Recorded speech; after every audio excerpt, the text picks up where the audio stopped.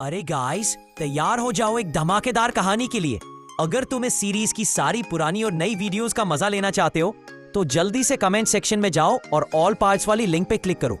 एक भी पल बर्बाद किए बिना चलो इस एक्शन से भरे एपिसोड को शुरू करते हैं। लुइस के पिता से उसकी दिया।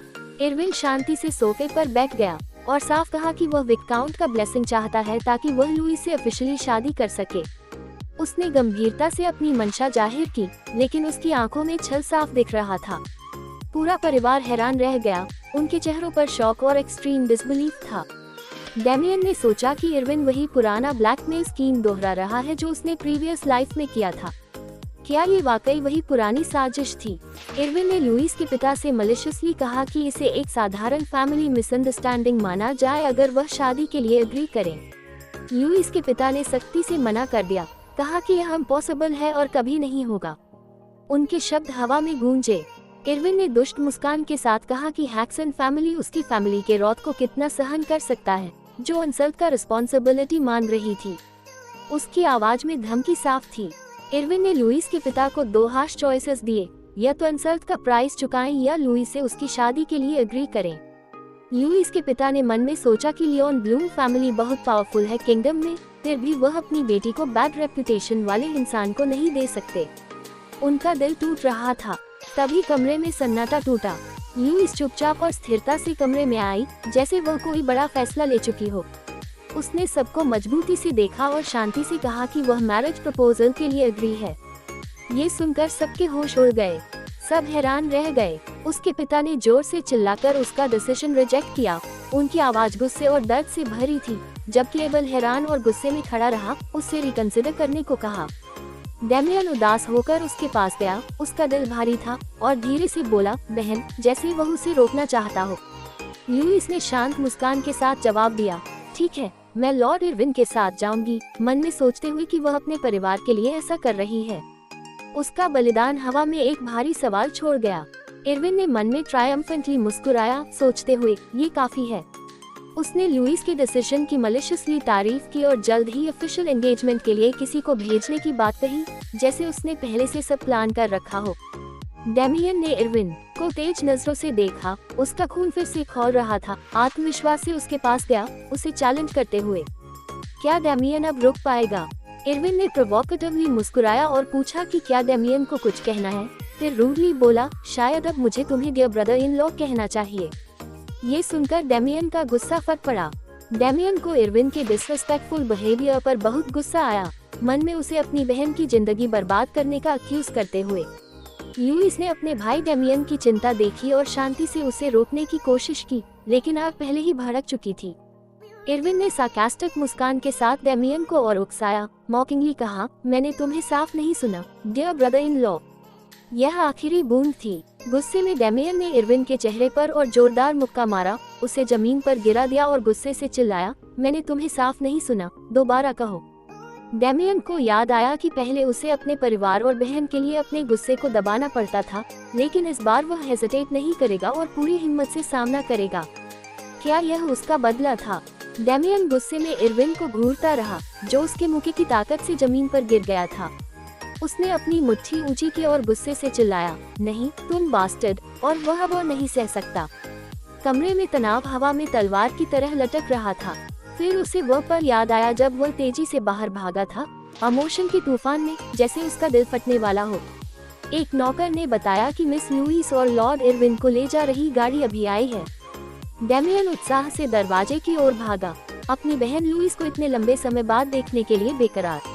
लेकिन जैसे ही वह दरवाजे के पास पहुंचा, अंदर से एक जोरदार डरावनी चीख सुनी। दिल थम गया। दरवाजा थोड़ा खुला और डेमियन ने देखा कि इरविन लुइस के बालों को हिंसक रूप से पकड़े हुए है। वह दर्द से चीख रही थी। इरविन ने उसे हार्शली डांटा कि उसने उसे घर वापस लाने के लिए मजबूर किया। इरविन ने लुइस के करीब जाकर एक्सट्रीमली डिग्रेडिंग शब्दों में कहा कि वह फिल्थी फैमिली से होने के बावजूद उसे छोड़ने की कोशिश कर रही है। लुइस दर्द से जमीन पर गिर गई। इरविन उसके ऊपर डरावने एक्सप्रेशन के साथ खड़ा था, मटरिंग, आह प्यारी लुइस। उसने डरावनी मुस्कान के साथ धमकी दी कि वह उसे ऐसा लेसन सिखाएगा जो वह कभी नहीं भूलेगी। डेमियन ये देखकर स्तब्ध रह गया, उसका दिल टूट गया। उसने देखा कि इरविन अपनी मुट्ठी बंद कर लुइस को मारने वाला था। क्या डेमियन उसे बचा पाएगा? डेमियन हेल्पलेस होकर जम गया, खुद को ब्लेम करने लगा कि उसकी बहन के साथ जो हो रहा है वो उसकी गलत डिसीजन की वजह है। वह अपने घुटनों पर गिर गया, गहरे गिल्ट में, मन में दोहराते हुए कि यह सब उसकी गलती है। लेकिन गुस्सा फिर से भड़क उठा। डेमियन की आंखों में गुस्से की आग थी। उसने मन में कसम खाई कि वह इरविन लियोन ब्लूम को कभी माफ नहीं करेगा। डेमियन फिर से खड़ा हुआ, अपनी मुट्ठी ऊंची की और गुस्से से बोला, नहीं। यह एक नई शुरुआत थी। कमरे में सभी डेमियन की हिम्मत से शॉक में थे। इरविन के गार्ड्स तेजी से उसकी ओर बढ़े, अपनी तलवारें निकालते हुए, डिसबिलीफ में कि उनके मास्टर के साथ ऐसा हुआ। गार्ड्स गुस्से में चिल्लाए, क्या तुमने वाकई हमारे यंग लॉर्ड को हार्म किया? इरविन मुश्किल से खड़ा हुआ, अपने चेहरे को शांत तरीके से पोंछते हुए, सार्कास्टिक मुस्कान के साथ, जैसे कुछ हुआ ही न हो। उसने आत्मविश्वास से अपनी तलवार पकड़ी और डेमियन को स्नेह किया, तुमने मेरे चेहरे पर 2 बार स्ट्राइक किया। उसने धमकी भरे लहजे में पूछा कि क्या डेमियन को डेथ विश है, dear brother in law. Guards Damian की ओर दौड़े, कंट्रोल पाने की कोशिश में, इरविन को शांत करने की कोशिश की, जो अपना टेम्पर खो चुका था। लेकिन इरविन ने गुस्से में उन्हें असाइड हटने का ऑर्डर दिया, clearly intent on handling Damian himself. एक गार्ड ने इंटरवीन करने की कोशिश की, मुझे इस इंसोलेंट फूल को हैंडल करने दो, लेकिन इरविन ने इंसिस्ट किया। उसने एक पावरफुल ऑरा छोड़ा, जिसने गार्ड्स को धक्का दे दिया और बैटल के लिए तैयार होकर कहा, मैंने उन्हें स्टैंड डाउन करने का ऑर्डर दिया। हवा में तलवारों की चमक थी। एबल और लुइस डर के साथ ये देख रहे थे, एस्केलेटिंग कॉन्फ्रंटेशन से विजिबली अलार्म्ड। इरविन तलवार लेकर आगे बढ़ा, डेमियन को घूरते हुए, अनमिस्टेकेबल थ्रेट के साथ आखिरी बार पूछा, तुम इस प्रॉब्लम को कैसे रिजॉल्व करना चाहते हो? लुइस को गहरा डर लगा। उसे एहसास हुआ कि इरविन अब डेमियन को आसानी से नहीं छोड़ेगा। क्या यह अंत था? अचानक लुइस ने डेस्परेटली चिल्लाकर वायलेंट क्लैश को रोकने की कोशिश की, प्लीज रुको। उसके चेहरे पर गहरा डर और चिंता थी। डेमियन ने लुइस के सामने प्रोटेक्टिवली खड़े होकर, आत्मविश्वास और डिटर्मिनेशन के साथ अपना हाथ बढ़ाया, जैसे उसे अश्योर कर रहा हो कि वह और हार्म नहीं होने देगा। उसने धीरे से मुस्कुराकर लुइस को वरी न करने और वादा किया कि वह खुद मैटर को हैंडल करेगा, मन में चाहते हुए कि उसे अब और सैक्रिफाइस न करना पड़े। डेमियन ने आगे बढ़कर इरविन से बोल्डली कहा कि वे इस इशू को ड्यूअल से सेटल करें। इरविन हैरान होकर बोला, ए ड्यूअल? ये सुनकर भीड़ में सनसनी फैल गई। डेमियन ने शांति से समझाया कि अगर इरविन उसे फेयर ड्यूअल में हरा देगा तो वह उसकी डिमांड मानेगा, लेकिन अगर डेमियन जीता तो इशू यही खत्म होगा। इरविन ने प्रोटेस्ट किया कि यह अग्रीमेंट उसके इंटरेस्ट्स में नहीं है, क्योंकि लुइस पहले ही शादी के लिए अग्री कर चुकी है। डेमियन ने चैलेंजिंगली मुस्कुराया और मॉकिंगली कहा, क्या तुम टॉपिक बदल रहे हो क्योंकि तुम्हें लूजिंग का डर है? ये सुनकर इरविन का चेहरा लाल हो गया। ये सुनकर इरविन बहुत गुस्सा हो गया, मन में सोचते हुए, यह एरोगेंट बास्टर्ड, इसने मेरे चेहरे पर मुक्का मारा और अब ऐसी इंसोलेंस से बात करता है। ये परफेक्ट अपॉर्चुनिटी है। इरविन ने इंटेंस मैलिस के साथ तलवार उठाए और ड्यूअल एक्सेप्ट किया, मन में कसम खाते हुए कि वह डेमियन को इरिवर्सिबल हार्म पहुंचाएगा और फिर उसकी बहन लुइस को ले जाएगा। क्या ये ड्यूअल इतिहास बनने वाला था? अस्टेट के कोर्टयार्ड में भीड़ इकट्ठा हुई, डेमियन और इरविन के बीच होने वाले ड्यूअल को देखने के लिए। हर कोई सांस रोके इंतजार कर रहा था। डेमियन के माता पिता के चेहरों पर वरी साफ थी। उसकी मां ने नर्वसली पूछा कि क्या उन्हें ड्यूअल रोकना चाहिए, लेकिन पिता ने कहा कि डेमियन का कॉन्फिडेंस शायद कोई प्लान दर्शाता है, वरना वे सिर्फ मिरेकल की प्रार्थना कर सकते हैं। लेकिन एबल अपने पिता से इंटरनली डिसएग्री करता था, फर्मली बिलीविंग कि मिरेकल्स पर भरोसा नहीं किया जा सकता। क्या डेमियन सचमुच तैयार था? इरविन फुल कंसंट्रेशन के साथ ड्यूअल की तैयारी कर रहा था। वह ड्यूलिंग एरिया में आत्मविश्वास से अपनी स्वॉर्ड्समैनशिप दिखा रहा था, जिससे एबल को लगा कि डेमियन के जीतने की कोई चांस नहीं है, क्योंकि वह एक प्रोफेशनल नाइट के खिलाफ था। डेमियन इरविन के सामने अनाम खड़ा था। इरविन ने मॉकिंगली पूछा कि वह बिना वेपन के कैसे लड़ेगा। तभी डेमियन ने कुछ ऐसा किया जिसने सबको चौंका दिया। डेमियन ने एब्सोल्यूट कॉन्फिडेंस के साथ एक छोटा डाइनिंग फॉर्क निकाला और कहा, नो नीड टू वरी। उसने आत्मविश्वास से फॉर्क को अपने ओपोनेंट के सामने लहराया, कहा कि यह उसके लिए काफी है। ये देखकर भीड़ में हंसी और हैरानी की लहर दौड़ गई। सभी स्पेक्टेटर्स शॉक में थे जब उन्होंने देखा कि डेमियन सिर्फ एक डाइनिंग फॉर्क के साथ ड्यूअल की तैयारी कर रहा है। इरविन जोर से हंसा, डेमियन के वेपन चॉइस को मॉकिंगली पूछा कि क्या फियर ने उसे इंसेन कर दिया है।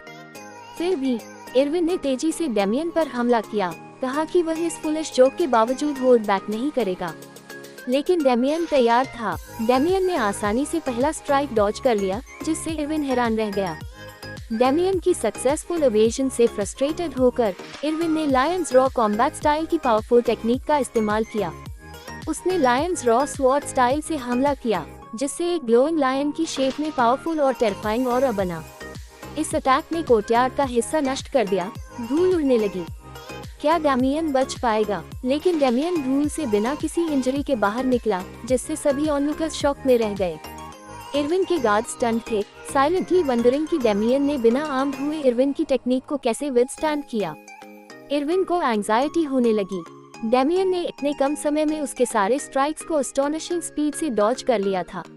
डेमियन के चेहरे पर एक कॉन्फिडेंट स्माइल आए। उसने मन में पक्का किया कि रीसेंट ट्रेनिंग की वजह से वह लियोन ब्लूम फैमिली के ड्यूलिंग स्टाइल को पूरी तरह समझ गया था।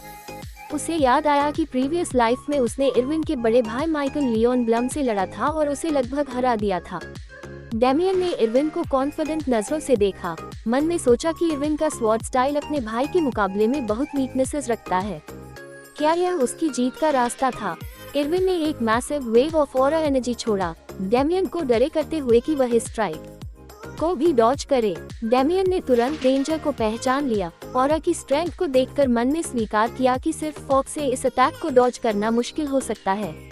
उसने हीरो सेम टेक्निक का इस्तेमाल करने का क्विक डिसीजन लिया, जो उसने पास्ट में सीखा था। इरविन और डेमियन की पावर्स का क्लैश हुआ। ड्यूलिंग ग्राउंड के बीच में एक एनॉर्मस एक्सप्लोजन ऑफ एनर्जी हुआ। लुइस और एबल डीप कंसर्न और टेंशन के साथ ये देख रहे थे। इरविन का वेपन डेमियन के फॉक्स से टकराया, एक सडन शॉकिंग मोमेंट में, जिसने इरविन को विजिबली स्टंट कर दिया। डेमियन ने एक्सेप्शनल स्किल के साथ इरविन के अटैक को सिर्फ फॉक्स से क्लेवरली डॉज कर लिया। डेमियन ने मन में कॉन्फिडेंटली कहा कि उसने secret art perception of the infinite current technique का इस्तेमाल किया, जिससे वह इरविन के अटैक्स को आसानी से डॉज कर सका। अचानक डेमियन इनक्रेडिबल स्पीड से आगे बढ़ा, इरविन पर डिसाइसिव स्ट्राइक करते हुए मन में उसे गुड बाय कहा। डेमियन का फॉक इरविन की नेक पर प्रिसाइज एक्यूरेसी से लगा, उसे पैनिक और शॉकिंग डिसबिलीफ में डाल दिया। ये पल इतिहास में दर्ज होने वाला था। सभी लोग स्पीचलेस थे, खासकर डेमियन के माता पिता एबल और लुइस, जिन्हें ऐसे आउटकम की उम्मीद नहीं थी। इरविन हॉरिफाइड था जब उसे एहसास हुआ कि फॉक उसकी नेक पर था। वह अटर फियर में तुरंत रिट्रीट कर गया, पेन और ह्यूमिलिएशन में चिल्लाते हुए जमीन पर गिर गया। डेमियन टॉल और कॉन्फिडेंट खड़ा था, मन में सोचते हुए कि अपने गुस्से और इरविन को मारने की इच्छा के बावजूद उसने अपने परिवार के लिए रिस्ट्रेंट दिखाया। उसने नीचे गिरे इरविन को देखा और फर्मली और कामली कहा, अब क्लियर है कि मैं जीत गया, कोई कंप्लेन। डेमियन डरे हुए इरविन के करीब गया और अनवेवरिंग अथॉरिटी से बोला, जैसा मैंने पहले कहा, तुम यहाँ से तुरंत जा रहे हो। डेमियन प्राउडली खड़ा था, इरविन को एक फाइनल डिसाइसिव कमांड देते हुए, अब जाओ। क्या यह अंत था या अभी और ड्रामा बाकी था? बाद में परिवार डाइनिंग टेबल के आसपास हैवी साइलेंस और टेंशन में इकट्ठा हुआ। हवा में अनकही बातें तैर रही थीं। खाना खत्म करने के बाद डेमियन चुपचाप खड़ा हुआ और काम टोन में कहा कि वह अपनी मॉर्निंग ट्रेनिंग फिर से शुरू करने जा रहा है। बाकी परिवार क्वाइट वरी में बैठा रहा जब डेमियन चुपचाप कमरे से चला गया। माँ ने अपने पति की ओर एंग्शियस नजरों से देखा और पूछा कि क्या वह डेमियन से यस्टरडे के बारे में बात करने वाला है। क्या डेमियन कुछ छिपा रहा था? एबल ने बोलना शुरू किया, एक्सप्रेसिंग कि डेमियन का बिहेवियर कितना ड्रास्टिकली बदल गया है और वह अब अपने पुराने भाई से कितना डिफरेंट लगता है। पिता ने क्वाइट विजडम के साथ डिस्कशन को खत्म किया, कहा कि उन्हें इंतजार करना चाहिए और डेमियन को खुद बोलने देना चाहिए जब वह रेडी हो। माँ ने अपने पति को अफेक्शन से देखा, उसे कंफर्ट और इन डिफिकल्ट सर्कमस्टेंसेस में स्ट्रॉन्ग रहने के लिए एनकरेज किया।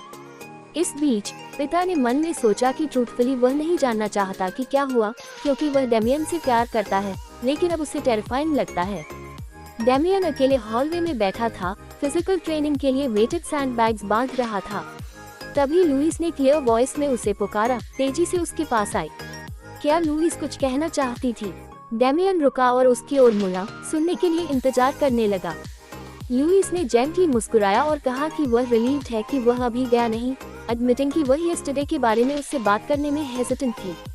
डेमियन को अचानक याद आया कि उसे अपनी एक्शंस के लिए माफी मांगनी चाहिए और सिंसियरली रिग्रेट जताया कि उसने रैशली काम किया और शायद उसे एम्बैरस किया। लेकिन लुइस ने तुरंत उसे रोक दिया, कहा कि ऐसा बिल्कुल नहीं था, उसे ब्लेम करने से रोकने की कोशिश की। वह डेमियन के करीब आए और वार्म जेन्युइन स्माइल के साथ उसे धन्यवाद दिया। लुइस ने क्वाइटली मन में स्वीकार किया कि वह टेरिफाइड थी जब उसने इरविन के साथ जाने का अग्री किया था, और डीप डाउन वह ऐसा कभी नहीं चाहती थी। डेमियन लुइस के शब्दों से मूव था, मन में सोचते हुए कि उसे पता था कि वह ऐसा ही फील करती होगी। उस पल में उसे एहसास हुआ कि उसकी एक्शंस उसके लिए कितनी इम्पोर्टेंट थी।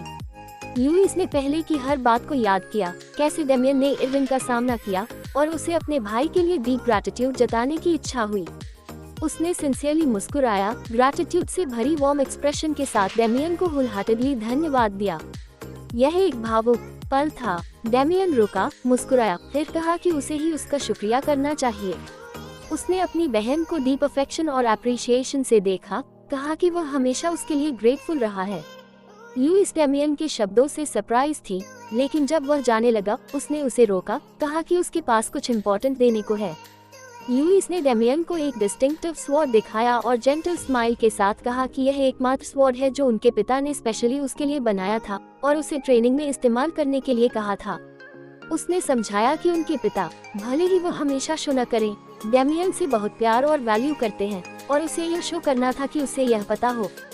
फिर सीरियस टोन में अपने पिता की स्टाइल की नकल करते हुए लुइस ने डेमियन को वार्न किया कि विस्काउंट के हेयर के रूप में उसे कभी भी स्वॉर्ड की जगह फोर्क नहीं इस्तेमाल करना चाहिए।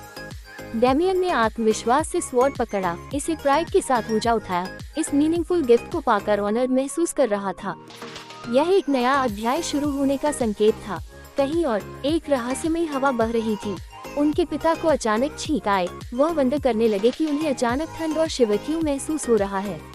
मैनर के बाहर एक डार्क और ईयरी एटमॉस्फेयर बनने लगा। एक ऑमिनस शैडोई एनर्जी चुपके से घर की ओर बढ़ रही थी। क्या कोई खतरा नजदीक आ रहा था? बाहर तैनात गार्ड्स, बोर्ड और इनअटेंटिव इस स्ट्रेंज एनर्जी को नोटिस नहीं कर सके, लेकिन अचानक एक गार्ड को कुछ अननेचुरल महसूस हुआ। वह एंग्शियसली और नर्वसली इधर उधर देखने लगा। तभी डार्क एनर्जी ने उसके सामने शेप लेना शुरू किया, उसे कंफ्यूज्ड और अनसेटल्ड कर दिया। गार्ड इस स्ट्रेंज साइट से हॉरिफाइड होकर चीख पड़ा। फिर शैडो से एक फिगर उभरने लगा और उसके पास आने लगा। डार्क एनर्जी से एक फ्राइटनिंग और मिस्टीरियस फिगर में गेट पर क्लियरली प्रकट हुआ। ये सिनिस्टर फोर्स चुपके से घर में घुस गया, अंदर किसी को नोटिस किए बिना। मैंशन में सभी डीप स्लीप में थे, completely unaware of the events unfolding around them। Dark shadowy figure चुपके से लुइस के कमरे की ओर बढ़ा, जहां वह अभी भी गहरी नींद में थी। अब उस टेरिफाइंग मैन का चेहरा दिखाई दिया। उसने विकेडली मुस्कुराते हुए स्लीपिंग लुइस को एडमायर किया और कहा कि भले ही वह ब्लैक सर्पेंट गैंग के मिशन पर आया था, लुइस को पाना एक अनएक्सपेक्टेड बोनस है। उसने अपना हाथ डीपली स्लीपिंग लुइस की ओर बढ़ाया, क्लियर इंटेंट टू हार्म के साथ। लेकिन तभी उसे पीछे से एक आवाज ने चौंका दिया, हाय। ये डेमियन था। मिस्टीरियस मैन सरप्राइज में मुड़ा और डेमियन को डॉवे में कामली खड़े देखा, जो पूछ रहा था कि वह वहां क्या कर रहा है। डेमियन ने कंपोज कॉन्फिडेंस के साथ स्ट्रेंजर को एड्रेस किया, कहा कि उसने एरिया में एक स्ट्रेंज एनर्जी महसूस की और सार्कास्टिकली पूछा, क्या यहाँ कोई स्ट्रेंजर है? शैडोई मैन विजिबली शेकन था, इनवर्डली क्वेश्चनिंग कि डेमियन स्ट्रॉन्ग मैजिक के बाद भी अवेक कैसे रह सका। उसने हाई स्पीड असॉल्ट शुरू किया, डेमियन पर पावरफुल डार्क स्पेल डाला, लेकिन डेमियन ने एक्सट्रीम एजिलिटी और स्किल के साथ स्पेल को डॉज कर लिया। शॉक, मिस्टीरियस मैन फ्रस्ट्रेशन और कंफ्यूजन में चिल्लाया, तुम हेल में कौन हो? डेमियन ने कामली और कॉन्फिडेंटली जवाब दिया, ये सवाल तुम्हें खुद से पूछना चाहिए, यह मेरा घर है। फिर उसने इंट्रूडर से पूछा कि वह कौन है और उसकी बहन के साथ क्या करना चाहता है। मिस्टीरियस मैन इरिटेटेड हो गया। तभी उसे गार्ड्स की एंग्शियस आवाजें सुनाई दी, जो लुइस के कमरे के पास की आवाज के बारे में वंडर कर रहे थे। उसे एहसास हुआ कि गार्ड्स आ रहे हैं। उनकी प्रेजेंस उसे क्लियरली अनसेटल और अनॉय कर रही थी। ये डिटरमिन करते हुए कि गार्ड्स का उसे डिस्कवर करना ट्रबलसम होगा, मिस्टीरियस मैन ने स्विफ्टली वैनिश करने की तैयारी की। उसने ब्लैक मैजिक डाला और गार्ड्स के आने से पहले खिड़की से एस्टोनिशिंग स्पीड से गायब हो गया। उसके गायब होने के बाद हवा में डार्क एनर्जी का ट्रेस रह गया। डेमियन खिड़की की ओर भागा, वंडर करते हुए कि क्या उसने मिस्टीरियस मैन का ट्रैक खो दिया।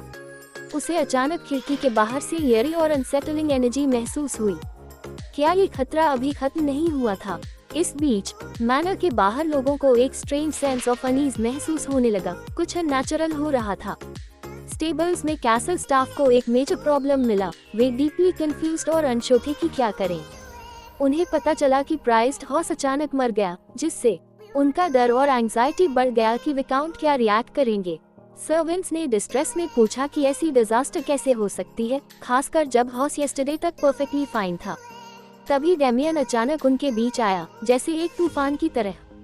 उसने क्लियरली कहा कि यह सिंपल मिसफॉर्चून नहीं हो सकता। उसने सर्वेंट्स को पैनिक न करने के लिए रियशो किया और क्लैरिफाई किया कि वह उन्हें ब्लेम करने नहीं आया है। उसने कामली उनसे थोड़ी देर के लिए हटने को कहा ताकि वो पर्सनली मैटर की इन्वेस्टिगेशन कर सके। डेमियन ने हॉर्स के बॉडी को केयरफुली एग्जामिन किया, फोकस्ड अटेंशन के साथ। इंस्पेक्ट करने के बाद उसे एहसास हुआ कि यह इंसिडेंट उस मिस्टीरियस मैन की एनर्जी से कनेक्टेड है। उसे यकीन हो गया कि वो टेरिफाइंग और ब्लैक मैजिक थी। डेमियन तुरंत समझ गया कि वह लास्ट नाइट एक डार्क सॉर्सरर से मिला था, जिससे उसकी कंसर्न बढ़ गई। क्या यह एक नई साजिश की शुरुआत थी? उसी समय हैक्सन फैमिली पीसफुली अस्लीप थी, completely unaware of what was happening around them. Damian को अपनी फैमिली की सेफ्टी के लिए डीप सेंस ऑफ रिस्पॉन्सिबिलिटी और वरी महसूस हुई।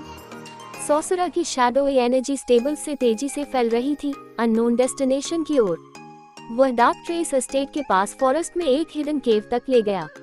केव में मिस्टीरियस मैन खड़ा था, खुद से बात करते हुए, सैटिस्फाइड कि उसने अब तक क्या अकम्प्लिश किया। उसने ब्लैक सर्पेंट गैंग के लीडर को मॉक किया, अम्यूज्ड कि उसने रिक्वेस्टेड मटेरियल को कर्स के रूप में डिसीव किया, जो एक्चुअली मंडेन था।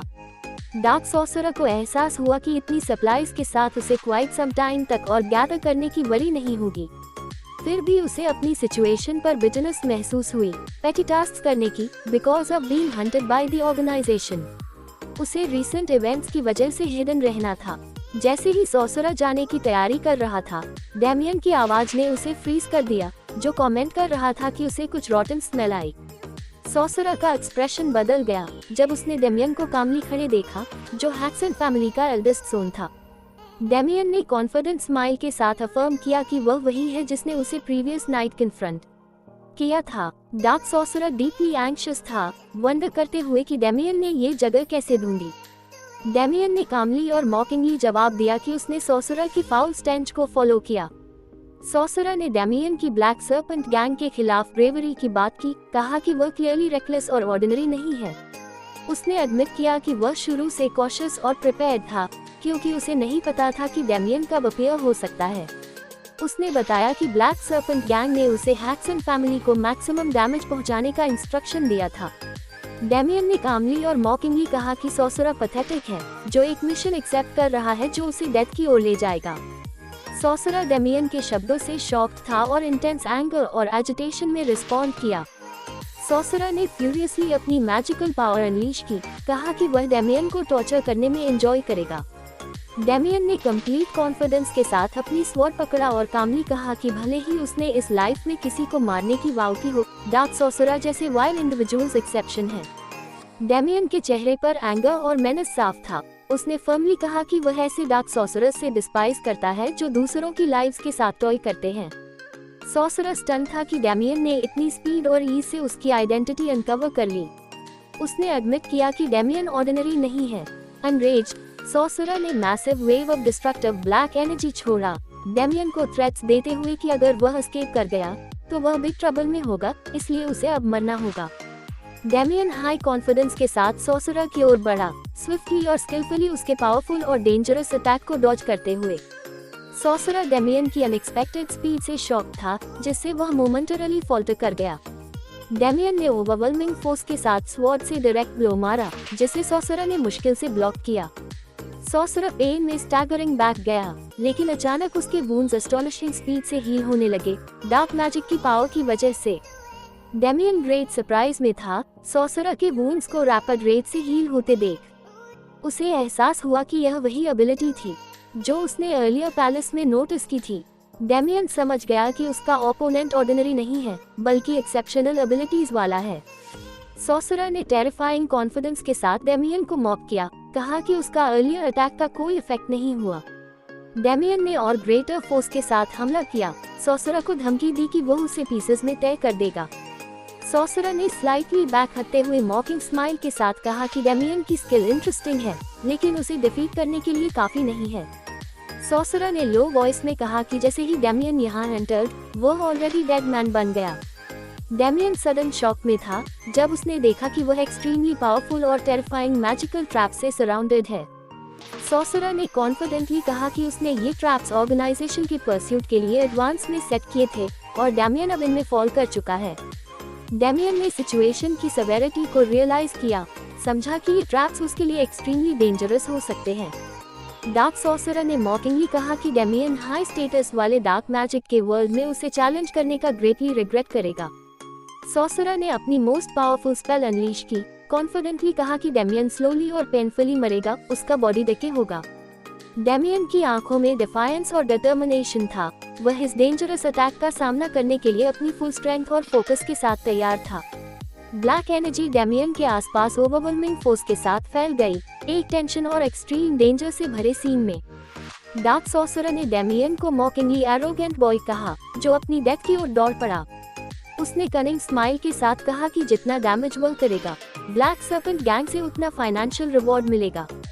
सॉर्सरर को रिलीफ महसूस हुआ। उसने कहा कि अब वह उस गर्ल को ढूंढ सकता है जिसे उसने प्रीवियस नाइट देखा था, लेकिन डेमियन की आवाज ने वो पीछे की तरफ मुड़ता हुआ ये कहता है कि जबकि ये बंदा जा चुका है तो मैंने जो वुमेन को देखा था अब मैं उसका मजा ले सकता हूँ। लेकिन तभी दामियन इन सभी स्पिरिट्स को डिस्ट्रॉय करता हुआ ये कहता है कि ओ अच्छा, तुम्हारे ख्यालात ही ये है। ये देखकर ये बंदा हैरान होते हुए ये कहता है कि आखिर तुम ठीक कैसे हो सकते हो और ऊपर से तुम्हें ब्लैक मैजिक के बारे में कैसे पता चला। उसे घबराता हुआ देखकर दामियन ने अपने मन के अंदर ये कहा कि मैं भी इस बात से काफी सरप्राइज हूँ। तभी उसकी नजर उसके अपने हाथ के ऊपर पड़ती है जहाँ पर ऑथोरिटी की एक मार्क मौजूद थी और वो स्टिल एक्टिवेट थी। वहीं पर पास्ट का एक सीन दिखाया जाता है जहाँ पर जो ये आर्च लीच होता है, जिसने कि इस जगह पर एक ऐसे पावर को क्रिएट कर दिया होता है जिसे कि गोद के पावर कहा जाता है और इसका नाम ऑथोरिटी होता है। तभी वो ये डिसाइड करता है कि वो इस ऑथोरिटी के पावर को अपने डेथ नाइट को देगा ताकि जो उसका डेथ नाइट है वो काफी ताकतवर हो सके और उसकी काफी हेल्प कर सके। और इसी के साथ ही उसने अपने ब्लड का इस्तेमाल करते हुए डेथ नाइट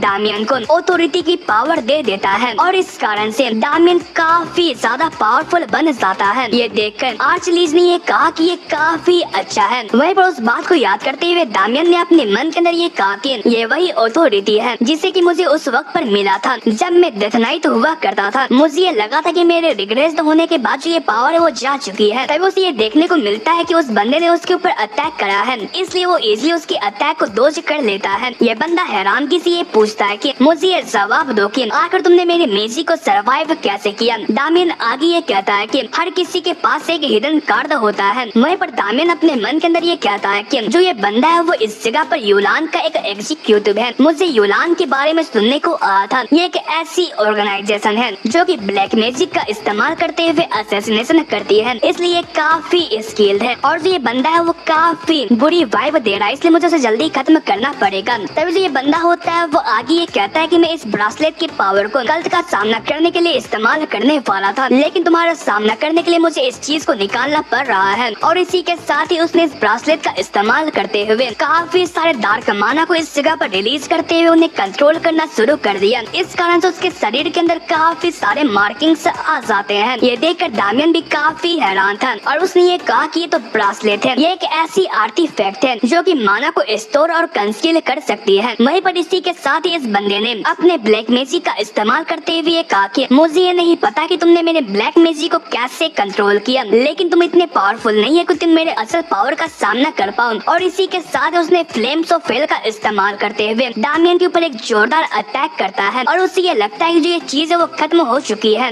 लेकिन दामियन को इस फायर से कुछ भी नहीं होता है। ये देखकर ये बंदा काफी हैरान हो जाता है। वहीं पर जो दामियन का जो ये ऑथोरिटी का मार्क होता है वो इस फायर को इस जगह पर एब्जॉर्ब कर लेता है और दामियन उससे आगे ये कहता है कि मेरे पास एक ऐसी पावर मौजूद है कि जो कि तुम्हारे डार्क एनर्जी को एब्जॉर्ब कर सकती है। ये देखकर ये बंदा काफी हैरान था और वो उससे ये कहता है कि अगर तुम्हारे पास ऑथोरिटी कैसे हो सकती है, इतनी ज्यादा पावर। दामियन उसकी ही डार्क एनर्जी का इस्तेमाल करते हुए उससे ये कहता है कि अब तुम अपने पावर के जरिए ही इस जगह पर मरोगे। उसने अपने मन के अंदर ये कहा कि इस पावर का इस्तेमाल करना काफी डिस्गस्टिंग है, लेकिन अगर मुझे उसका सामना करना है तो मुझे ये करना ही होगा। वहीं पर इसी के साथ ही दामियन ओरा ब्लेड का इस्तेमाल करते हुए इस बंदे के ऊपर अटैक करते हुए उसे 2 भागों के अंदर बांट देता है और ये पावर इतनी ज्यादा होती है कि जो ये चट्टान थी वो भी टूटना शुरू कर जाती है। और इसी के साथ ही लास्ट में हमें दामियन के खतरनाक लुक को दिखाया जाता है और जो ये डार्क मेज था वो चट्टानों के नीचे आ चुका था और वो काफी जख्मी था। तभी दामियन ने उसके ऊपर स्वॉर्ड को पॉइंट करके उससे ये कहा कि अगर तुमने मरने से पहले मेरे सवालों का जवाब दिया तो मैं तुम्हारे दर्द को कम कर सकता हूँ। तो चलो मुझे ये बताओ कि आखिर ब्लैक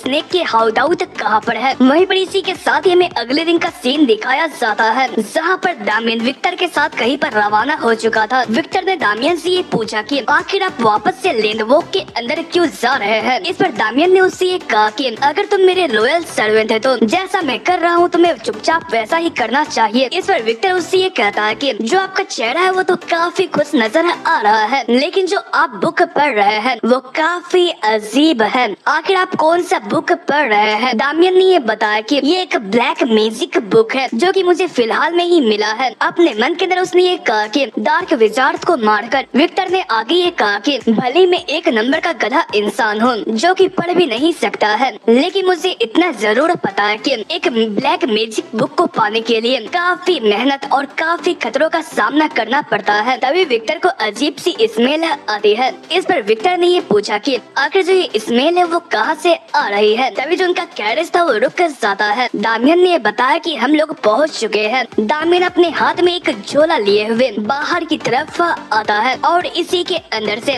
वो अजीब सी स्मेल आ रही थी। दामियन ने इस झोले को विक्टर को देते हुए कहा कि दामियन अब तुम्हें कुछ करना है। विक्टर ने हैरान होकर ये पूछा कि आखिर ये क्या चीज है। दामियन ने ये बताया ये एक इंसान का सर है। पहले तो विक्टर को यकीन नहीं हुआ, उसे ये लगा कि ये मजाक है लेकिन जैसे ही उसने पोतली को खोलकर देखा तो उसके अंदर उसी विजार्ड का सर मौजूद था। ये देखकर विक्टर घबराते हुए इस झोले को फेंक देता है लेकिन दामियन ने उसे कैच करके उसे शांत करते हुए कहा कि तुम चुप हो जाओ, सभी लोग हमें देख रहे हैं। दामियन उससे आगे ये कहता है कि मैं तुम्हें डिटेल्स के बारे में आगे जाकर बताऊंगा लेकिन तुम्हें अभी कुछ करना है। उसने बुक और पोतली को उसे देते हुए ये कहा कि मैंने जिस जगह के बारे में तुम्हें बताया है तुम्हें इन आइटम्स को वहाँ पर लेकर जाना है। अगर तुम ऐसा करते हो तो आने वाले टाइम के अंदर कोई भी ट्रबल नहीं होगा। यह सुनकर विक्टर काफी परेशान हो गया लेकिन उसके पास कोई और चॉइस भी नहीं थी। वहीं पर इसी के बाद ही दामियन ब्लैक स्नेक ग्रुप के हाइड आउट के पास चला जाता है जहाँ पर 2 सोल्जर्स बाहर की तरफ मौजूद है। दामियन ने उनसे ये कहा कि तुम जैसे गैंगस्टर्स सिटी के बीचों बीच अपने हेडक्वार्टर्स को बनाए हुए बैठे हुए हो, तुम लोग तो काफी अच्छी जिंदगी जी रहे हो। ये लोग दामियन से ये पूछते हैं कि आखिर तुम कौन हो। दामियन ने उन्हें ये बताया कि मैं दामियन हाक्सेन हूँ, हाक्सेन विस्काउंटी से। उसकी बात को सुनकर एक बंदे को उसके बारे में याद आ गया और उसने ये कहा कि ये तो वही बंदा है जिसके बारे में बॉस बात कर रहे थे। दामियन ने उनसे ये कहा कि जबकि तुम्हें मेरे बारे में ऑलरेडी पता है तो मैं तुम्हें ये बताना चाहूंगा कि मुझे तुम्हारे बॉस से कुछ काम है, इसलिए शांति से तुम लोग साइड हो जाओ। ये सुनते के साथ ही एक बंदे ने अपने पास से एक फ्लेयर गन को निकाल कर ऊपर की तरफ शूट कर दिया और वो हंसते हुए ये कहता है कि क्या तुम्हें सच में ऐसा लगा कि अगर तुम हमसे ये कहोगे तो हम तुम्हें अंदर जाने देंगे। वहीं पर ये फ्लेयर को देखते के साथ ही आसपास जितने भी इस ग्रुप के लोग मौजूद थे वो यहाँ पर आकर दामियन को चारों तरफ से घेर लेते हैं। ये देखकर दामियन उससे ये कहता है कि तुम इसके बदले काफी रिग्रेट करने वाले हो। वहीं पर इसी के साथ ही हमें लैंडवॉक के गवर्नर को दिखाया जाता है जो कि काफी मौज मस्ती कर रहा था और यहाँ पर लैंडवॉक का गार्जियन नाइट भी मौजूद था और वो भी ड्रिंक कर रहा था और इसके लिए दोनों लोग बॉस का शुक्रिया अदा करते हैं।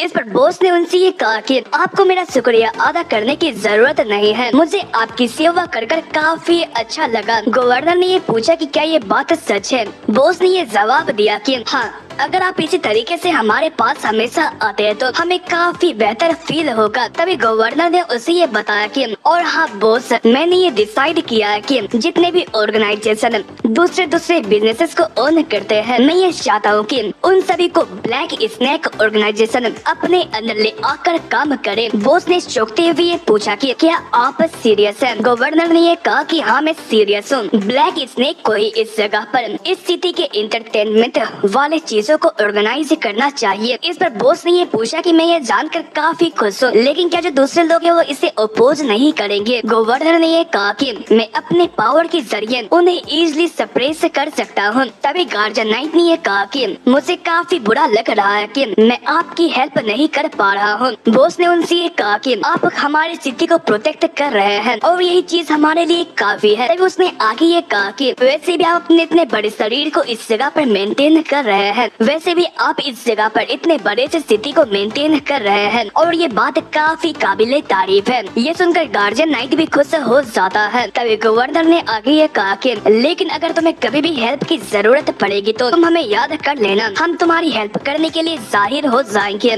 बॉस ने उनसे ये कहा कि इस चीज के लिए आप दोनों का शुक्रिया अदा। वो अपने मन के अंदर ये कहता है कि इन जैसे कचड़ों के सामने मुझे ज्यादा टाइम तक अपने सर को झुकाना नहीं पड़ेगा। जल्दी जो ब्लैक स्नेक है वो इस सिटी के ऊपर राज करेगी और इन लोगों को मेरे सामने अपने सर को झुकाना पड़ेगा। तभी यहाँ पर बॉस का एक बंदा आकर उसे ये बताता है कि बॉस एक इमरजेंसी मैसेज है। ये सुनकर उसकी बात को सुनने के लिए बॉस बाहर की तरफ चला जाता है। ये सोल्जर उसके कान में कुछ बताता है। ये सुनकर बॉस हैरान होकर ये कहता है कि क्या दामियन यहाँ पर आ चुका है। उसने अपने मन के अंदर ये कहा कि आखिर जो डार्क विजार्ड है वो क्या कर रहा है। तभी बॉस अपने सोल्जर को ये कहता है कि ठीक है मैं समझ चुका हूँ, अब तुम चले जाओ। इस पर ये सोल्जर ने ये पूछा कि क्या उसे ऐसे ही छोड़ देना चाहिए। बॉस ने ये कहा कि फिक्र करने की कोई भी जरूरत नहीं है, वो बंदा खुद ब खुद अपने कब्र के पास आया है। वहीं पर दामियन को दिखाया जाता है जिसने कि एक ही बार में काफी सारे एलेक्जर्स को पीकर अपने पावर को बूस्ट कर लिया होता है और वो इसी के साथ ही अपने सामने आने वाले सारे गुंडों को बीच से स्लाइसेस की तरह काटता हुआ सामने की तरफ जा रहा था। वहीं पर इसी के साथ ही हमें 3 और लोगों को दिखाया जाता है जो कि चोगा पहने दामियन की तरफ ही बढ़ रहे थे। वहीं पर जो बॉस था वो चेक करने के लिए बाहर की तरफ खिड़की से ये देखता है कि आखिर क्या चल रहा है, लेकिन वो जैसे नीचे के नजारे को देखता है तो वो काफी हैरान होकर अपने मन के अंदर ये कहता है कि आखिर ये कैसे हो सकता है, आखिर ये बंदा अकेला ये कैसे कर सकता है। तभी वो अपने सोल्जर से ये पूछता है कि क्या ये सच में दामियन है। उसके सोल्जर ने ये कहा कि उसने खुद ब खुद अपना नाम लिया था। बॉस ने अपने मन के अंदर ये कहा कि मुझे ये सुनने में आया था कि ये एक लूजर है, मुझे ये नहीं पता था कि वो इतना ताकतवर हो सकता है, कहीं इस निडार्क इमेज को भी तो हरा नहीं दिया है। अगर ऐसा होता है तो मुझे हेल्प चाहिए होगा। और वो ये कहकर फिर से अंदर चला जाता है। वहीं पर इसी के साथ ही हमें 3 मेजेस को दिखाया जाता है जिनके पास 3 छड़ियां मौजूद थी और वो इन 3 छड़ियों के जरिए फायर बॉल को दामियन के ऊपर छोड़ देते हैं और वो इस बात से काफी खुश थे कि दामियन उनके अटैक को ब्लॉक नहीं कर सकता है। लेकिन तभी दामियन एक सीक्रेट टेक्निक का इस्तेमाल करते हुए उनके अटैक को उनकी तरफ ही वापस भेज देता है। इस कारण से एक जोरदार धमाके के साथ ही ये तीनों मेज मारे जाते हैं। वहीं पर दामियन केसल के पास जाता हुआ ये कहता है कि चलो बॉस के साथ मुलाकात किया जाए, लेकिन तभी इस जगह पर गार्जियन ऑफ नाइट उसके ऊपर अटैक करने की कोशिश करता है, लेकिन दामियन ने उसके अटैक को डॉज कर लिया होता है। वहीं पर वो उसके ऑरा को देखकर काफी हैरान था। गार्जियन ऑफ नाइट ने दामियन से ये कहा कि आखिर एक कमजोर सा बंदा होने के बावजूद तुम्हारी हिम्मत कैसे हुई यहाँ पर ट्रबल क्रिएट करने की। वहीं पर इसी के साथ ही इस सिटी के और भी सोल्जर्स आते हुए दामियन को घेर लेते हैं। इस पर दामियन को ये एहसास हो चुका था कि दाल में कुछ काला है। तभी गवर्नर आकर ये कहता है कि आखिर किसकी हिम्मत हुई हमारे सिटी के ऊपर अटैक करने की। मैं इस सिटी का गवर्नर अब तुम्हें इसके लिए पनिश करने वाला हूँ। दामियन ने उनसे ये कहा कि आखिर ऐसा क्यों। गवर्नर ने चिल्लाकर ये कहा कि क्या तुम्हें ये एहसास नहीं हो रहा है कि आखिर तुमने क्या किया है। तुमने एक अच्छे बिजनेसमैन की लाइफ को धमकाने की कोशिश करी है और तुमने ऊपर से इस ऑर्गेनाइजेशन के इनोसेंट एम्प्लॉइज को भी मारा है। वहीं पर जो कुछ सिविलियंस होते हुए नजारा देखकर काफी हैरान थे कि आखिर वो इस जैसे गुंडे को बिजनेसमैन क्यों कह रहे हैं। बॉस ने अपने मन के अंदर ये कहा कि चाहे जो कुछ भी हो जिसे गवर्नर प्रोटेक्ट कर रहा है, तुमने उसके ऊपर अटैक करने की कोशिश करी है, इसलिए अब तुम नहीं बच सकते हो। दामियन ने उस बॉस से ये कहा कि तो तुम्हें ब्लैक स्नेक के बॉस हो, फाइनली मैंने तुम्हें खोज लिया है। दामियन ने भी अपने मन के अंदर ये कहा कि इस बंदे के पास तो कल्ट टाइप टाइप की पावर मौजूद है। वो आगे ये कहता है कि ये काफी फनी है कि तुम जैसे कचरे को एक बिजनेसमैन कहा जा रहा है। लगता है कि जो गवर्नर की जो जजमेंट है वो काफी खराब है। इस पर गवर्नर ने उससे ये कहा कि तुम अपना बकवास सा मुंह बंद करो। अगर तुम अभी के वक्त पर इस बिजनेसमैन से माफी मांग लेते हो तो साथ से मैं तुम्हारी सजा कम कर सकता हूँ। दामियन ने ये कहा कि जबकि मैंने कुछ करा ही नहीं है तो आखिर मैं इससे माफी क्यों मांगू। गवर्नर ने ये कहा कि आखिर तुम ऐसी बातें क्यों कर सकते हो। तभी वो गार्जियन ऑफ नाइट से ये कहता है कि मैं अब थक चुका हूँ, इसलिए गार्जियन ऑफ नाइट अब तुम्हारे हाथों में है, जो करना है वो करो। ये सुनकर गार्जियन ऑफ नाइट दामियन के पास चला जाता है और वो उससे ये कहता है कि मैं गार्जियन ऑफ नाइट हूँ, अपने वेपन को ड्रॉप करते हुए जल्दी से सरेंडर कर दो।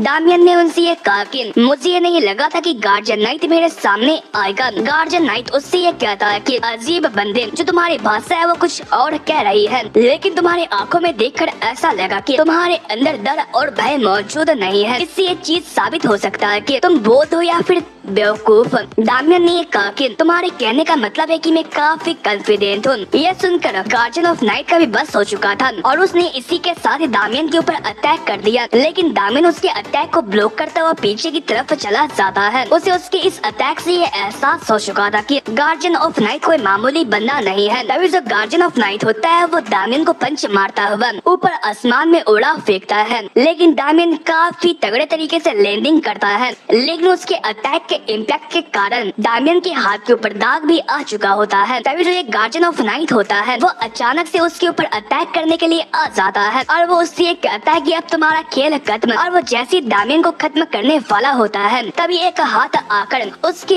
वेपन को रोकते हुए उसे पीछे की तरफ फेंक देता है। ये देखकर सारे के सारे लोग काफी हैरान हो जाते हैं। ये देखकर गार्जियन नाइट ने भी ये कहा कि तो तुम्हारे पास हेल्प भी मौजूद था। वो उस हाथ वाले पर्सन से ये पूछता है कि आखिर तुम कौन हो। वहीं पर इसी के साथ ही इस चोगे वाले पर्सन ने अपना फेस रिवील करा और ये एक ब्यूटीफुल लड़की होती है। ये देखकर बाकी के सोल्जर काफी हैरान हो जाते हैं। इस गार्जियन नाइट ने भी ये कहा कि ये तो होली नाइट है। तभी इस जगह पर विक्टर भी आ जाता है और इसी ने इन तीनों शोगो वाले पर्सन को लेकर आया हुआ था और वो हंसते हुए ये कहता है कि जो विक्टर है वो आ चुका है। होली नाइट को इस जगह पर देखकर बॉस काफी परेशान था और वो ये कहता है कि आखिर जो ये ऑर्डर है वो यहाँ पर क्या करने के लिए आए हुए है। क्या उन्हें ये पता चल चुका है कि मैंने एक ब्लैक मैजिशियन के साथ काम किया था। तभी विक्टर दामियन से ये पूछता है क्या आप ठीक है। दामियन ने उससे ये कहा कि हाँ मैं ठीक हूँ, लेकिन मैं इस बात से काफी बोर था कि तुम इतना लेट क्यों लगवा रहे हो। लेकिन ये बात काफी अच्छी है कि तुमने इस टास्क को काफी अच्छे तरीके से कंप्लीट किया है। विक्टर ने यह कहा कि ऑफ कोर्स, भले मैं फाइटिंग में अच्छा नहीं हूँ लेकिन मैं रनिंग में काफी अच्छा हूँ। वहीं पर इसी के साथ ही कुछ घंटों पहले का सीन एक चर्च का सीन दिखाया जाता है जहाँ पर कुछ लोग प्रेयर से कर रहे थे। तभी विक्टर अपने हाथ में वही झोला और बुक यहाँ पर लेकर आता है और वो ये कहता है कि क्या यही होली ऑर्डर का ब्रांच ऑफिस है। इस पर ये लेडी उसके पास जाकर उससे ये पूछती है कि क्या मैं आपकी कुछ हेल्प कर सकती हूँ। विक्टर इन दोनों सामान को उसे देते हुए ये कहता है कि मेरे यंग मास्टर ने इन आइटम्स को आपके पास भेजने के लिए कहा था। उन्होंने ये कहा था कि इसके अंदर एक ब्लैक मैजिशियन की कुछ इंफॉर्मेशन मौजूद है। ये सुनते के साथ ये लेडी काफी सीरियस हो गयी और वो उससे ये कहती कि क्या तुम मुझे वो बुक दिखा सकते हो। इस पर विक्टर ने उसे वो बुक दे दिया। ये लेडी इस बुक को देखते हुए ये कहती है कि मुझे इस बुक से अजीब सी फीलिंग आ रही है। ये जरूर एक ब्लैक मैजिक है और हालांकि जो ये मार्क है क्या ये वो हो सकता है। और वो ये कहते के साथ ही फौरन से विक्टर के हाथों से वो बैग छीन लेती है और वो इसके अंदर से ब्लैक मैजिशियन के सर को बाहर की तरफ निकाल लेती है और वो सीरियस अंदाज से ये कहती है कि फाइनली मैंने तुम्हें खोज लिया, यूरान के एग्जीक्यूटिव अकीदो। वहीं पर वो आगे अपने चौकी को हटाते हुए ये कहती है कि विक्टर चलो मुझे ये बताओ कि जिस नोटबुक को जिसने मुझे भेजा है आखिर वो कहाँ पर है। वहीं पर इसी के साथ ही प्रेजेंट का सीन दिखाया गया। ये लेडी दामियन से ये पूछती कि क्या तुम ही दामियन हो। दामियन ने हाँ में जवाब दिया। ये लेडी उससे ये कहती है कि जो वो एविडेंस है वो सेफली हमारे पास आ चुका है, इसलिए हमारे ऑर्डर ने ये डिसाइड किया है कि हम लोग डायरेक्टली इंटरवेन करने वाले हैं। इस पर दामियन इसके लिए मान जाता है। ये सुनकर ये लोग इसके लिए काफी परेशान हो गए, लेकिन ये लेडी इसके लिए दामियन का शुक्रिया अदा करती है। दामियन ने अपने मन के अंदर ये कहा कि सारी की सारी चीजें प्लान के मुताबिक चल रही है। उसने होली ऑर्डर के बारे में बताया कि वो पूरी जिंदगी गोद के सर्वेंट से बनकर बिताते हैं और साथ ही साथ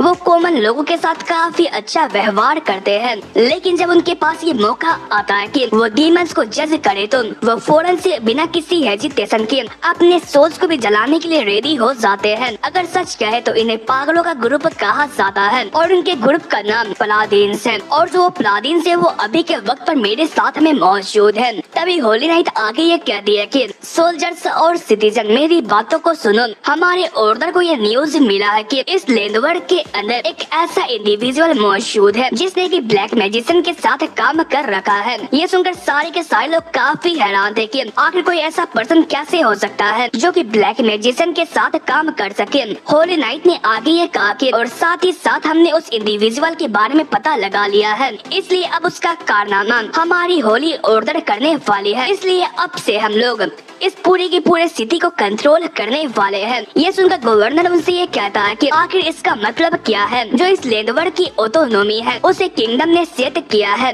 इसलिए कैसे आप लोग इस सिटी के ऊपर कब्जा कर सकते हैं। होली नाइट ने उससे ये कहा कि गवर्नर और जनरल मेरी बात को आप सुने। जब कभी भी डीमंस को जज करने की बारी आती है तो जो हमारी ग्रुप होती है वो किंगडम से भी बड़ी हो जाती है। इस पर गवर्नर ने यह कहा कि मैं इस चीज के खिलाफ प्रोटेस्ट करूंगा। यह सुनकर होली नाइट गुस्सा होकर उससे ये कहती है कि और हाँ एक और बात, इस जगह पर गार्जियन नाइट और आप भी इसके अंदर शामिल हैं। यह सुनकर ये दोनों काफी परेशान हो जाते हैं। गवर्नर ने यह कहा कि आखिर आप क्या कर रहे हैं, आखिर हम लोग ब्लैक मैजिशियन के साथ कैसे काम कर सकते हैं। इस पर होली नाइट ने बॉस के ऊपर इशारा करते हुए ये कहा कि आपके बगल में जो बंदा खड़ा है वो ब्लैक मैजिशियन को सपोर्ट करता है। ये सुनकर गवर्नर हैरान हो गए। होली नाइट ने आगे ये बताया कि जबकि आप इस जैसे बंदे को प्रोटेक्ट कर रहे हैं तो ये बात साबित होता है कि आप भी इनके साथ काम कर रहे हैं। इस पर गवर्नर ने बॉस से ये पूछा कि आखिर वो क्या कह रहे हैं। बॉस ने अनजान बनते हुए ये कहा कि ये बात सच नहीं है, आखिर मैं ऐसा काम कैसे कर सकता हूँ। इस पर होली नाइट ने ये कहा कि मेरे पास एविडेंस मौजूद है और उसने ये कहकर इस बुक को बाहर की तरफ निकाल कर ये कहा कि ये बुक सेड्रिक वॉकर का है। इसके अंदर वो सारी लिस्ट की आइटम्स मौजूद है जिसे कि उसने ब्लैक मैजिशियन को दिया था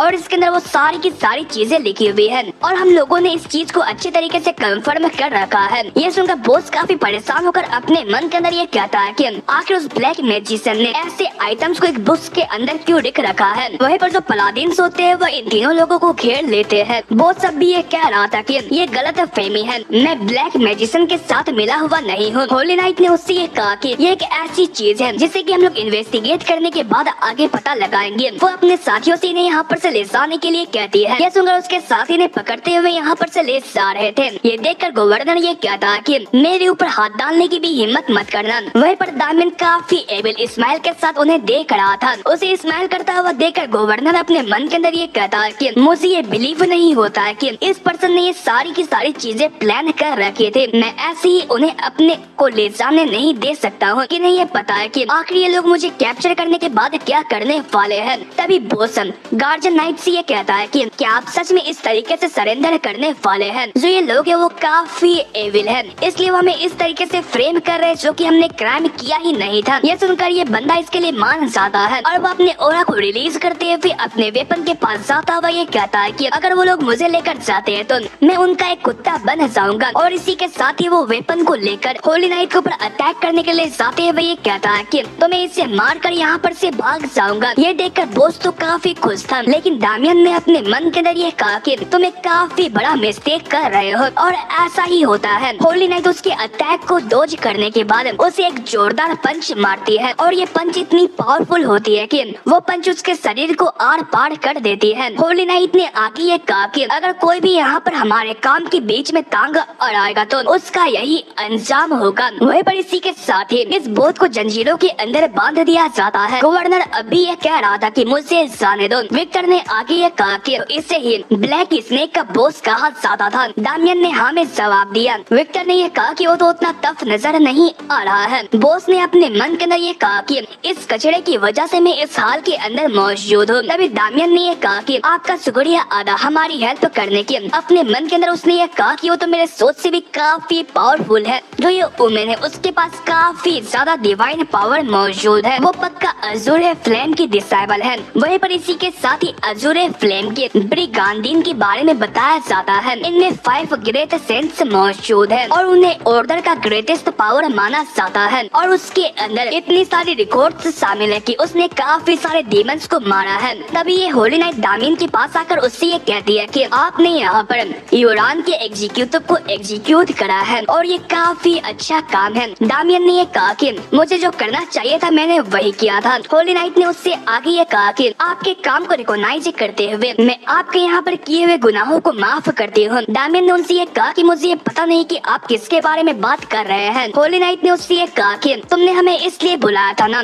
ताकि तुमने ब्लैक स्नेक के ऊपर जो अटैक करा था वो इस जगह पर जस्टिफाई किया जाए। दामियन ने अपने मन के अंदर ये कहा कि उसने मेरे इंटेंशन को भाप लिया। वो आगे उससे ये कहता है कि मैंने आपको ऑफेंड किया इसलिए मैं आपसे माफी मांगता हूँ, लेकिन मैं यहाँ पर इसलिए आया था क्योंकि उस बॉस ने जिस विचार को हायर किया था उसने मेरे डोमेन को कर्ज करने की कोशिश करी थी और उसने मेरे फैमिली मेंबर्स को हार्म करने की कोशिश करी थी। ये सुनकर होली नाइट उससे ये कहती है कि ठीक है, अगर ऐसी बात है तो तुमने कोई भी गुनाह नहीं किया है। तभी वो उससे आगे ये कहती है कि और हाँ, अकीदों के हेड के ऊपर बाउंटी रखा गया था और तुम्हें वो फौरन से वो रिवार्ड मिल जाएगा। इस पर दामियन हैरान हो गया। वहीं पर होली नाइट ने उससे ये बताया कि तुम्हें इसके बदले 1000 गोल्ड कॉइन मिलेंगे। ये सुनकर विक्टर काफी खुश हो जाता है क्योंकि ये अमाउंट इतना ज्यादा बड़ा होता है कि ये कैसल को भी परचेस कर सकते हैं। लेकिन दामियन आगे ये कहता है कि क्या मुझे बाउंटी के बदले कुछ और मिल सकता है। उसे ऐसी हरकतें करता हुआ विक्टर को ऐसा मन करता है कि वो दामियन की धुलाई लगा दे, लेकिन वो ऐसा नहीं कर सकता। होली नाइट ने आगे ये कहा कि हाँ तुम्हें क्या चाहिए। दामियन ने ये कहा कि मैं ये चाहता हूँ कि ऑर्डर के पास जो मानक कल्टीवेशन मेथड्स हैं मुझे उनमें से एक मानक कल्टीवेशन मेथड चाहिए। होली नाइट उससे ये कहती है कि तुम तो काफी स्किल्ड हो कि तुम अकेले ही ब्लैक स्नेक को खत्म कर सकते हो, तो आखिर तुम्हें एक मानक कल्टीवेशन मेथड क्यों चाहिए। दामियन ने अपने मन के अंदर ये कहा कि जब मैंने डार्क विजार्ड का सामना किया था तो मुझे ये एहसास हुआ कि मेरे पास काफी लक मौजूद था, इसलिए मैं उससे जीत पाया। लेकिन अगर मुझे फ्यूचर में उससे भी ताकतवर दुश्मनों को हराना है तो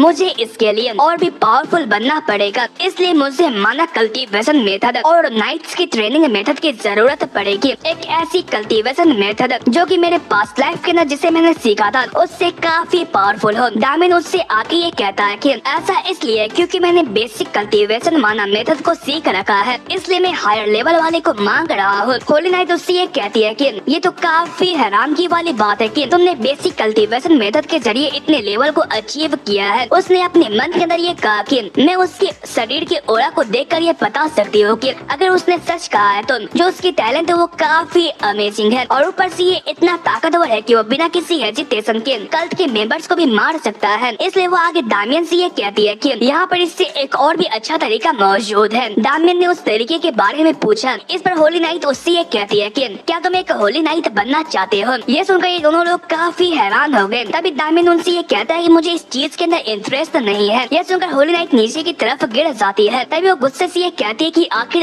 ऐसा क्यों। जो होली नाइट होते हैं उनके पास एक ऐसी पावर मौजूद होती है कि वो एविल को पनिश कर सकते हैं और ये काफी ग्लोरी वाली पोजीशन है, तो आखिर तुम्हारी हिम्मत कैसी हुई कि तुम इस चीज को मना कर सको। दामियन ने अपने मन के अंदर ये कहा कि मुझे माफ करना कि मेरे अंदर कोई भी फेथ मौजूद नहीं है और ऊपर से मैं इस जगह पर ऑर्डर का हंटिंग डॉग नहीं बनना चाहता हूँ। तभी वो आगे ये कहता है कि ऐसा इसलिए है क्योंकि मुझे ये लगता है कि मेरे पास ये क्षमता नहीं है कि मुझे आपके सुप्रीम की लव मिल सके, इसलिए मैं ये चाहता हूँ कि मैं उनके कदमों के आगे चलते हुए अपने आप को और भी बेहतरीन बना। उसके इतने घटिया एक्टिंग को देखकर विक्टर ने अपने मन के अंदर ये कहा कि आपको ये लगता है कि वो आपके ऊपर यकीन कर लेंगे, लेकिन होली नाइट उसके ऊपर यकीन करते हुए उससे ये कहती है कि तुम्हारे मुंह से ऐसे शब्द सुनकर मुझे काफी अच्छा लगा और हाँ, तुमने जैसा रिक्वेस्ट किया था ठीक है, मैं बाउंटी के बदले तुम्हें मानक कल्टीवेशन मेथड दे दूंगी। हालांकि अगर तुम्हारा फ्यूचर में मन चेंज होता है तो तुम हमारे ऑर्डर के अंदर आकर मुझसे मिल सकते हो, मैं तुम्हें पर्सनली ग्रीटिंग्स करूंगी।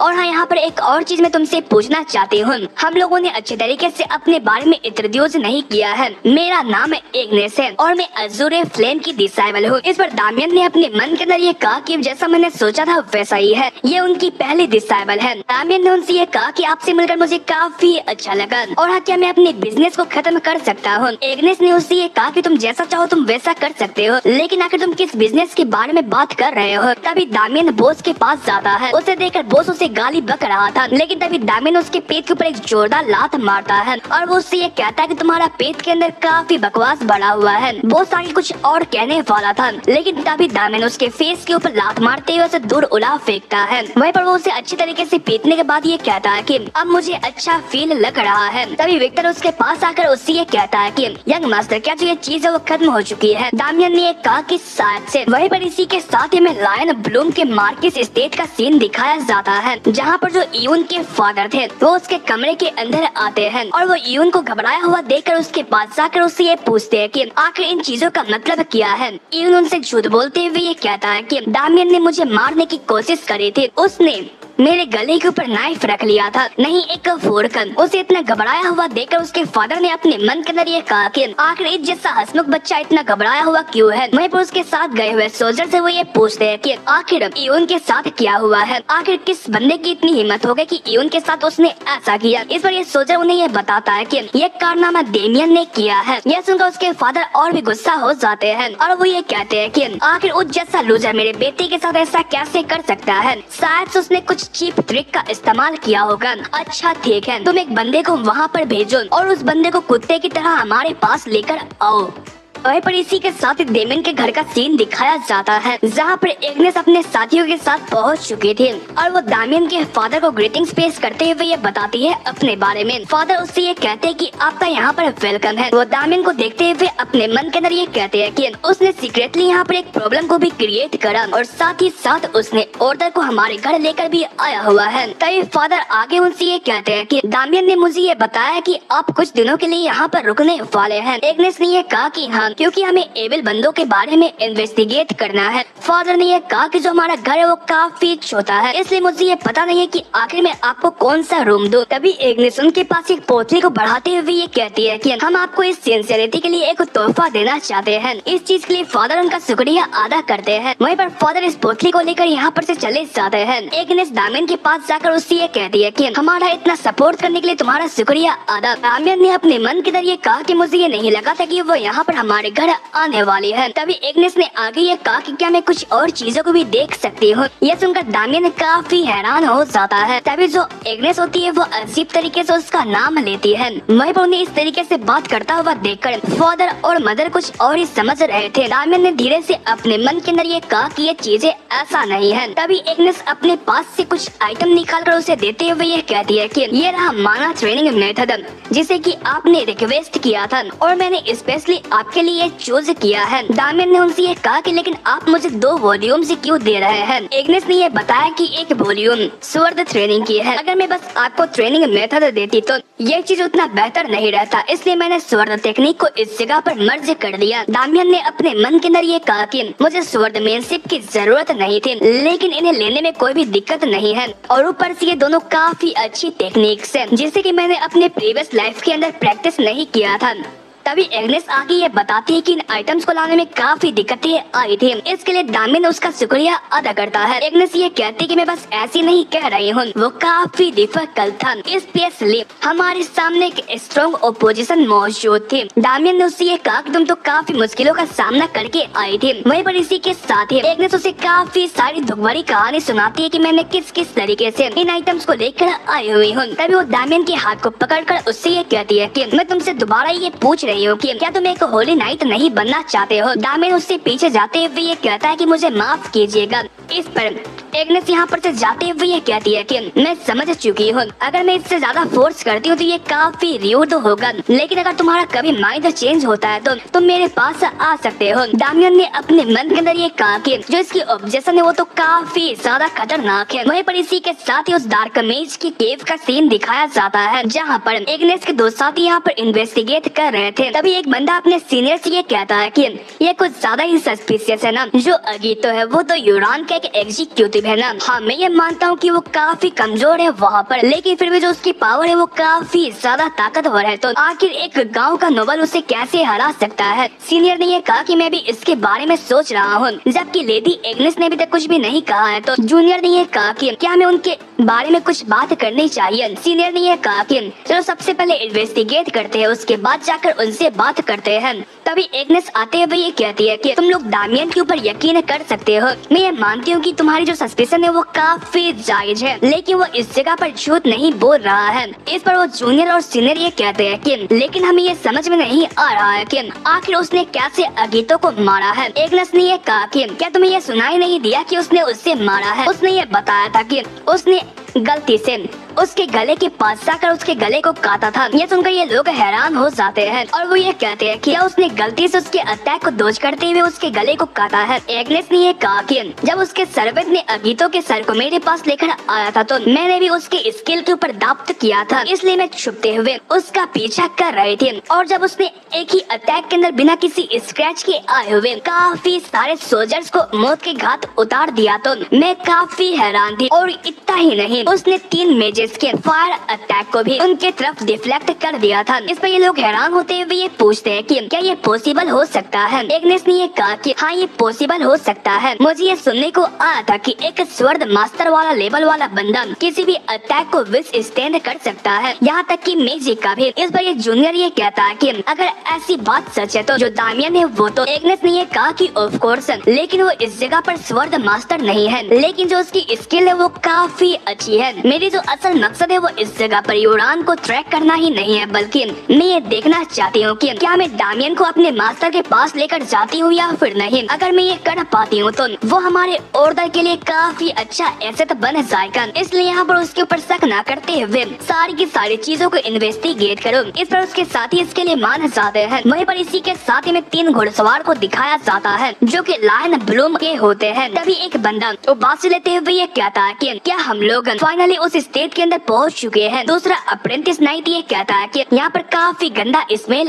आ रहा है। पहला अप्रेंटिस नाइट ये कहता है कि ये स्मेल इस जगह पर बकरियों के चारों का है। तभी जो उनका लीडर था वो उन्हें शांत रहने के लिए कहता है, जो कि लायन ब्लूम फैमिली का एक फॉर्मल नाइट था। वहीं पर इसी के साथ चलते चलते ये लोग दामियन के घर के सामने आ जाते हैं। तभी अप्रेंटिस नाइट उनसे ये कहता है कि क्या यही दामियन का घर है। तभी फॉर्मल नाइट ने उनसे ये पूछा कि आखिर मार्किस ने हमें कौन सा मैसेज दिया था। अप्रेंटिस नाइट ने उसे ये बताया कि उन्होंने हमें दामियन को अरेस्ट करने के लिए कहा था। फॉर्मल नाइट इस पर ये कहता है कि उस जैसे कचरे को पकड़ना काफी इजी है, लेकिन इस कारण से जो उन्होंने हमारे यंग मास्टर का इंसल्ट किया है वो इतना जल्दी खत्म नहीं होगा। तभी उसकी नजर साइड पर एक ओल्ड मैन के ऊपर पड़ती है जो कि काफी बूढ़ा था और वो लकड़ी के सहारे साइड से गुजरता हुआ आगे की तरफ जा रहा था। तभी ये फॉर्मल नाइट उस ओल्ड मैन को आवाज लगाता है। इस पर ये ओल्ड मैन ये पूछता है कि आखिर क्या हुआ। ये फॉर्मल नाइट अपने स्वर्ड को निकालता हुआ उससे ये पूछता है कि क्या तुम बेरोन हेक्सेन की एक बंदे हो। ये ओल्ड मैन ये जवाब देता है कि हाँ, लेकिन आखिर क्या हुआ। ये सुनते के साथ ही ये फॉर्मल नाइट उस ओल्ड मैन के सर को तन से जुदा कर देता है और वो अपने स्वर्ड को वापस म्यान में रखकर ये कहता है कि आखिर इस जैसा एक चूहा लायन ब्लूम के बंदों को देखकर भी हमारे सामने अपने सर को क्यों नहीं झुकाया। इसका जो जुर्म था वो काफी बड़ा था। उसके सोल्जर भी ये देखकर काफी हैरान थे। तभी ये फॉर्मल नाइट अपने साथियों से ये कहता है कि मेरे पास एक अच्छा आइडिया आया है। हम लोग जब दामियन के घर के पास जाएंगे तो हम लोग दामियन को पूरे तरीके से बर्बाद कर देंगे। और इसी के साथ ही हमें विक्टर को दिखाया जाता है जो कि गेट के पास झाड़ू पोछा कर रहा था। तभी काफी गुस्से में ये लोग गेट के पास आ जाते हैं। वहीं पर इसी के साथ ही होली नाइट के ग्रुप को दिखाया जाता है जहाँ पर जूनियर एग्नेस को ये बताता है कि जो एक केव वो कोलैप्स कर चुका था, इसलिए हमें ज्यादा इंफॉर्मेशन नहीं मिली। एग्नेस ने उनसे ये कहा कि ये ठीक है, तुमने काफी मेहनत किया था। तब ये लोग साइड में देखकर काफी हैरान हो जाते हैं क्योंकि साइड में दामियन बैठा हुआ कल्टीवेशन मेथड को सीख रहा था और उसके चारों तरफ काफी माना मौजूद था। उसे देखकर बाकी के सोल्जर ये कहते हैं कि आखिर ये क्या है, लेकिन ये काफी अमेजिंग है। एग्नेस ये देखकर हैरान होते हुए ये कहती है कि क्या जो मैं चीज देख रही हूँ वो सच है क्या। जो मैंने उसे फोर्स कन्वर्जेंस टेक्निक दी थी उसके फाइनल स्टेज को उसने मास्टर कर लिया है। ये एक ऐसी कल्टीवेशन मेथड है जो कि सराउंडिंग माना को एब्जॉर्ब करते हुए गेटर करता है, लेकिन क्या जो ये चीज है उसे 1 घंटे के अंदर करना काफी आसान है। वहीं पर जैसे दामियन अपने कल्टीवेशन को कंप्लीट करने के बाद सामने की तरफ देखता है तो जो सोल्जर्स थे वो काफी अच्छी तरीके से उसकी तरफ देख रहे थे। तभी दामियन उनके पास आकर एग्नेस से ये पूछता है कि क्या जो इन्वेस्टिगेशन है वो कंप्लीट हो चुकी है। एग्नेस ने हाँ में जवाब दिया। वो आगे ये पूछती है कि तुमने काफी अच्छा एकम्प्लिसमेंट ले लिया है। दामियन ने ये कहा कि हाँ छोटा बहुत।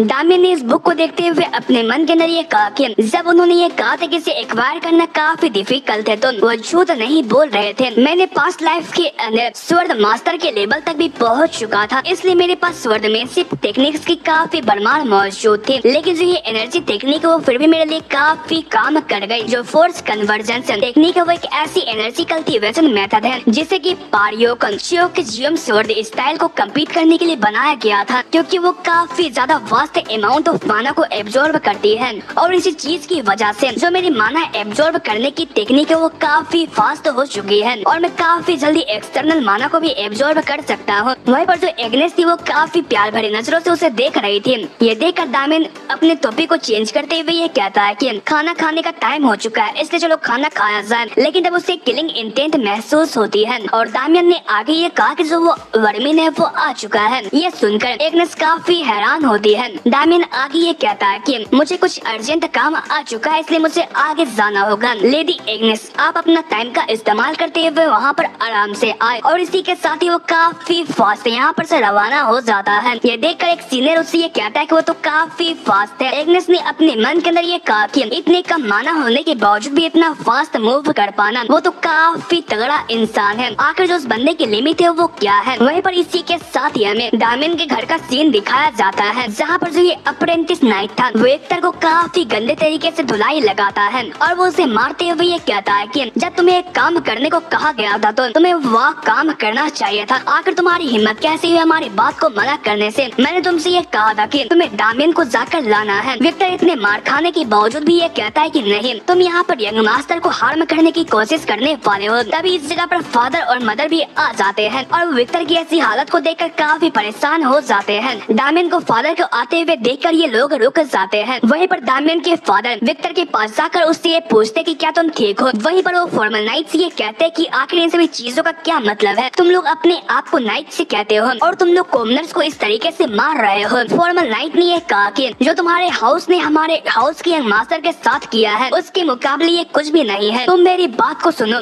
जो लायन ब्लूम के मार्किस हैं वो दामियन को चाहते हैं। अगर तुम अच्छे तरीके से उसे हमारे हवाले कर देते हो तो हम तुम्हारे फैमिली को हार्म नहीं पहुंचाएंगे। फादर ने अपने मन के अंदर ये कहा कि ये लोग काफी ज्यादा जालिम हैं। फॉर्मल नाइट अपने मन के अंदर ये कहता है कि मैं झूठ बोल रहा हूँ। वो जैसे ही अपने बेटे को मेरे हवाले करेंगे तो मैं इस जगह को आग के अंदर जला दूंगा। तभी फादर चिल्लाते हुए ये कहते हैं कि मैं अपने बेटे को तुम्हारे हवाले नहीं करने वाला हूँ। इस पर फॉर्मल नाइट ने ये कहा कि क्या तुम्हें ये श्योर है कि तुम इसके लिए रिग्रेट तो नहीं करने वाले हो। फादर ने हाँ में जवाब दिया। फॉर्मल नाइट ने आगे ये कहा कि अब मेरे पास कोई और रास्ता नहीं है। वह अपने साथियों से ये कहता है कि रास्ते में तुम्हारे सामने जो कुछ भी है उसे डिस्ट्रॉय कर दो। ये सुनकर ये अप्रेंटिस नाइट इसके लिए मान जाते हैं। फादर उनसे ये कहता है कि तुम लोग कुछ करने की हिम्मत मत करना। लेकिन तभी यहाँ पे काफी गुस्से में आकर ये कहता है कि क्या जो ये इंसेक्ट्स है वो पागल हो चुके हैं। उसके इतनी खतरनाक माना को देखकर फॉर्मल नाइट भी काफी हैरान हो जाता है और वो ये कहता है कि आखिर ये कैसे हो सकता है। तभी अप्रेंटिस नाइट उससे ये पूछता है कि आखिर तुम कौन हो। लेकिन तभी उसके ऊपर इतना जोरदार प्रेशर पड़ता है कि वो मूव भी नहीं कर पा रहा था। तभी दामियन विक्टर के पास जाकर जाता है और वो अपने फादर से ये पूछता है कि क्या आप ठीक हैं। फादर ने ये कहा कि मैं ठीक हूँ, लेकिन विक्टर वो काफी जख्मी है। दामियन ने आगे ये कहा कि